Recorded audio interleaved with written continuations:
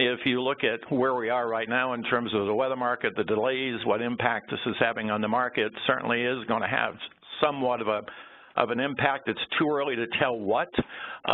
You know, ammonia, even though some years it looks like it's going to be way down, farmers have some way between rainstorms to get it in. But you can see this is the current precipitation now. It should say MAP. I just did this, and it says current precipitation May, but that should show MAP. And this was as of 2 o'clock. And I know driving over here from Omaha to Des Moines, I'm doing this webinar in Des Moines, I had nothing but rain all the way. So this week certainly isn't going to be turning out very favorable in terms of, you know, ammonia application. Again, it's going to be pretty much washed out, particularly when you get into the area, you know, pretty much across the whole Corn Belt, and this is supposed to be moving into Indiana and Ohio, where they certainly don't need any more rain or any more water. If you look at the suitable days for field work, I mean, this has been really telling on how wet this spring has been, particularly when you focus in on a couple of states, particularly in Iowa. As you can see, year to date, they've only had basically 7 days suitable for field work. That would go from you know, basically March 26th through 4/29. And the same thing, even when you look at Iowa, particularly north of I-80, it just hasn't been a good year for field work. And so pretty much across the Corn Belt, we haven't looked at very good or very favorable weather in terms of field work or in terms of fertilizer applications.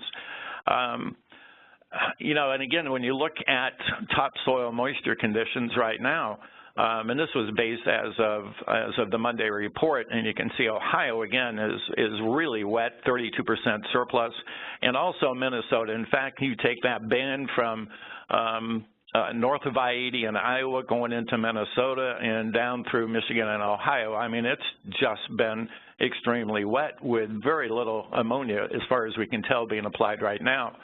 So if you take a look at DA ammonia demand, and these are our best guess right now, but again, it's too early to tell. And ammonia always surprisingly seems to come out better than what you originally expected. But right now, based on what we're seeing and sort of weighting it by location to try to get a better estimate of where the wet areas are and how much we're likely to move or lose in terms of ammonia, as you can see right here, if you look down at the bottom where it says potential ammonia loss, it's about 334,000 tons is our best guess right now on how much of ammonia we lost. So that's roughly 400,000 tons of ammonia. Now, based on normal splits, when you lose spring pre-plant application on ammonia, typically half of it will get applied, will be pushed to side dress season, and the other half will be lost to urea and UAN. And when you look at the 40-60 split, you can see on urea that would add roughly 300,000 tons of demand to urea and about 600,000 tons of demand to UAN.